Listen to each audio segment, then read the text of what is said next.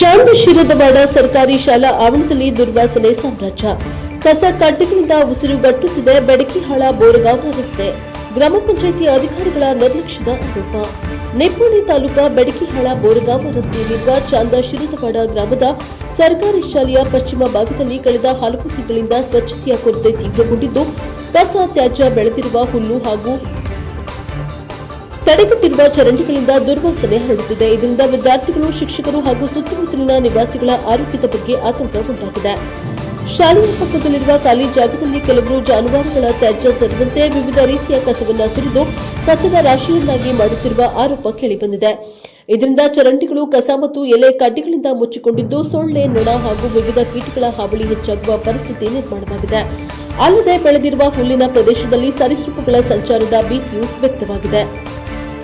ಶಾಲಾ ಆವರಣವು ಮಕ್ಕಳ ಆರೋಗ್ಯ ಮತ್ತು ಸುರಕ್ಷತೆಯ ದೃಷ್ಟಿಯಿಂದ ಸ್ವಚ್ಛವಾಗಿರಬೇಕಾದ ಅಗತ್ಯವಿದೆ. ಆದರೆ ಈ ಪ್ರದೇಶದಲ್ಲಿ ಸ್ವಚ್ಛತಾ ಕಾರ್ಯ ಕೈಗೊಳ್ಳದಿರುವುದರಿಂದ ಪಾಲಕರು ಹಾಗೂ ಗ್ರಾಮಸ್ಥರಲ್ಲಿ ತೀವ್ರ ಆತಂಕ, ಅಸಮಾಧಾನ ವ್ಯಕ್ತವಾಗಿದೆ. ಶಾಲೆಯ ಪಶ್ಚಿಮ ಭಾಗದಲ್ಲಿರುವ ಕಸವನ್ನು ತಕ್ಷಣ ತೆರವುಗೊಳಿಸಿ ಬೆಳೆದಿರುವ ಹುಲ್ಲು ಕತ್ತರಿಸಿ ಚರಂಡಿಗಳನ್ನು ಸ್ವಚ್ಛಗೊಳಿಸಬೇಕು. ಜೊತೆಗೆ ಔಷಧಿ ಸಿಂಪಡಣೆ ನಡೆಸಿ ಮುಂದಿನ ದಿನಗಳಲ್ಲಿ ನಿಯಮಿತವಾಗಿ ಸ್ವಚ್ಛತಾ ಕಾರ್ಯ ಕೈಗೊಳ್ಳಬೇಕು ಎಂದು ಗ್ರಾಮಸ್ಥರು ಆಗ್ರಹಿಸಿದ್ದಾರೆ.